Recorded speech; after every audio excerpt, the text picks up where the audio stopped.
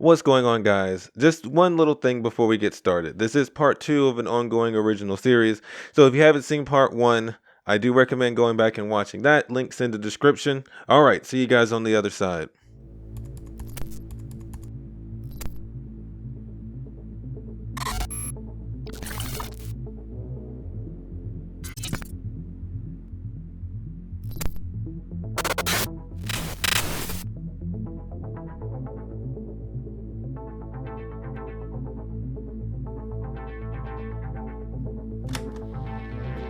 I struggled to free myself from underneath the knee of the man that was on top of me. There was no winning against so many.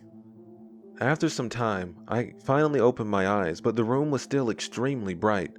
Not only were there lights in the ceiling, but also along the walls and even in the floor. I could barely make out the men that pinned me to the ground, their black silhouettes clad in dark tactical gear and gas masks kitted out from head to toe. More of them were entering into the space with heavy machine guns and other weaponry. Something even more unexpected happened as 3 more of them walked in with high-powered floodlights, which they set up in each of the 4 corners. They pointed these massive lights directly at me, turning each on as soon as they were set up. The rest of the men continued to search around the room, clearing it for something just out of sight. I don't remember much about what the men said to one another. They talked in code and never directly to me, except for barking out orders for me not to move. I recalled them commenting on how it was odd that I was awake so early, as if something or someone woke me up. I remember the guards talking amongst themselves, saying something about Iota 15-1 not being detected. Who are you? I spit and gritted teeth in a voice I didn't even know I had. Where's my family? The men were silent for a second, looking at each other, then back at me. One of them reminded the others that they're not allowed to speak to me. The doctor was apparently on her way to see me in person. They only referred to me as the entity, or Iota 15. The men didn't speak to me at all. Instead, they bound my feet and lifted me off the ground, which, again, is pretty impressive to see, but not the first thing on my mind. The room was so bright at this point I could barely keep my eyes open for more than a few seconds. Every inch of my vision was bombarded with such intense rays. The men forced me down into a chair that they sat in the middle of the room. They would end up handcuffing both of my arms to the chair so I couldn't move.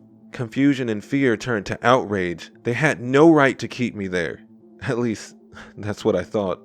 While I'm definitely not a violent man, and I stayed to myself when I wasn't at work, I knew how to raise my voice. Otherwise, the men that I work with in construction would walk all over you. I yelled again and again about my rights, about my family, about how it wasn't right what they were doing to me. That's when a woman's voice cut through the air, bleeding with resentment against my very existence. She spoke with authority, and I could tell she knew she was in control. She entered the room with the clicking of her high heels giving away her position. Though I couldn't open my eyes to see her, I could only make out the dark outline of her silhouette amongst the blinding sea of lights. She started by telling me I was in prison for the murder of my wife and 2 children. She explained in grueling detail how I would be spending the rest of my life here, where I belonged, and pretending to be crazy would not get me out. I had been there for 4 years, and I wasn't going anywhere. The woman went on about something, but I couldn't hear her words. She might as well have whispered them. The news hit me like a ton of bricks. It felt like all of the air in my lungs suddenly left, and my heart felt so heavy. I can't explain the feeling, not even after having so much time to think about it, to try to rationalize it, but in that moment I felt so small. No, that's not it. I felt dizzy and sick and confused and angry and all at the same time. Then suddenly, I felt nothing. Nothing at all. My mind blanked as suddenly the memories of Jake telling me not to believe anything this doctor said came back to me, giving me hope that everything was a lie. No. You're a fucking liar. I was just at my home last night. Where's my family? Where are they? I thrashed around in my chair, wanting more than anything to get out of that situation. The woman, she wasn't impressed or intimidated in the least. She sighed and turned away from me. "Do it. We're done here," she said. The guard on her left walked over to me and grabbed my head and jerked it over to the side as another man stuck a syringe into the exposed area. I remember believing that it couldn't be real. It just couldn't be real. At least, that's what I wanted to believe. As the drug mixed with reality and shifted my consciousness, the borders between existence and dreams intermingled, and once again I was thrust into an unknown void. It was cold, colder than anywhere I had ever been, and it was silent and devoid of color or form, and yet, for some reason, it was familiar. Being there made me relaxed. It actually comforted me, although I don't know why. That's when I heard that mysterious voice echoing through the darkness. Once again, Jake burrowed into my thoughts. "I think I'm going to have a bit more time. I wanted to warn you about what you were going to see and hear, but if you really forgot everything, I figured it would be better for you to see it for yourself. Don't trust anything you heard that woman say.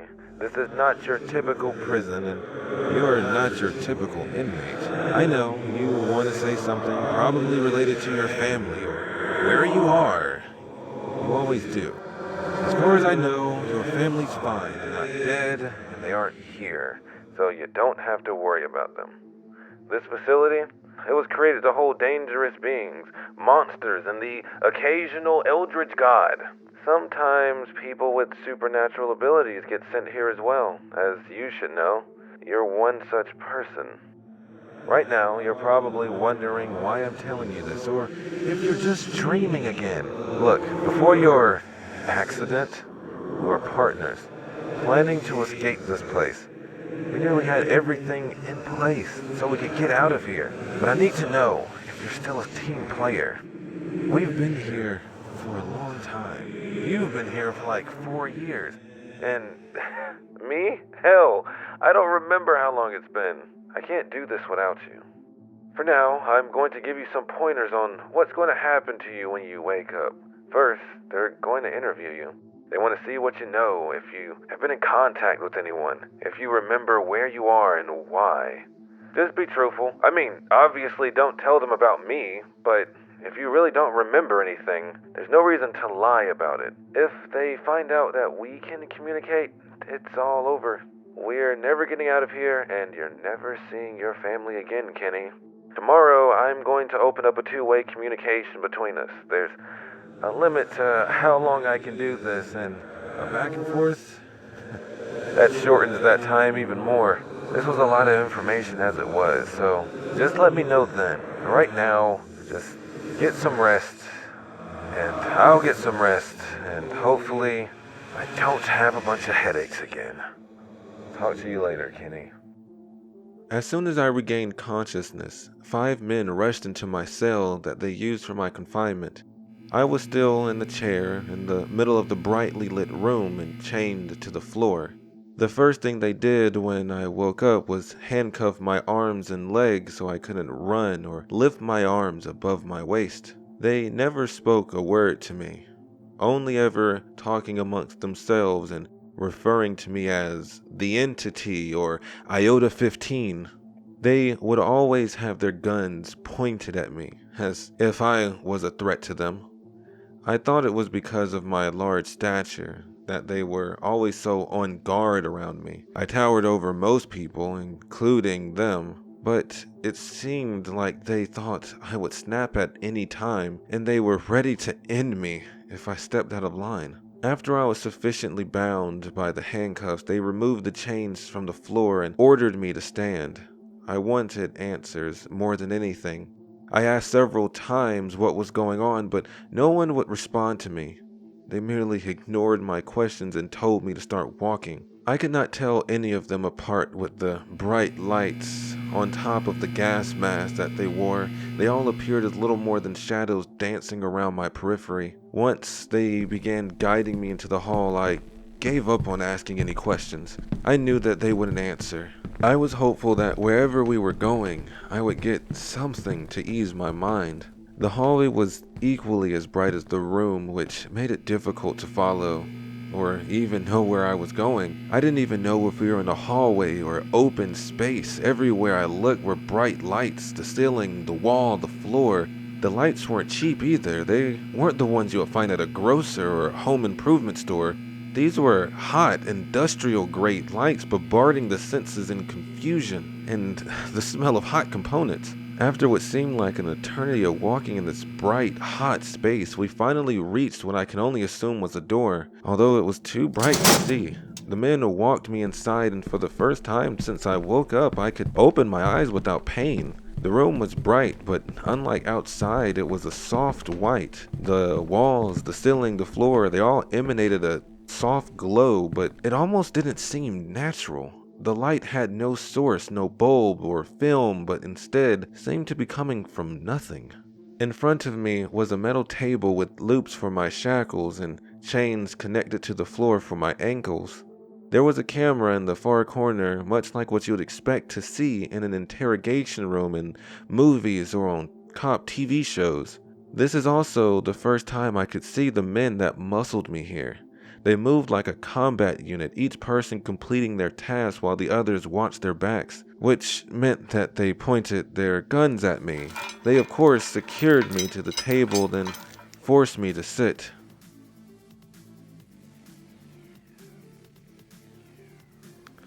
Alrighty guys, that's it for today. If you want to read the story yourself, I am posting it on Wattpad and on Fiction Press, the same day it comes out here. You can also follow me on social media. I don't post on there too often, but I will if you're there. And if you like the video, please be sure to like it. Please be sure to subscribe as well. If you didn't like the video, like it anyway. Also, still subscribe. Then you can tell all your friends and family about it and come back next time to see if I do any better. Anyways, I'm out.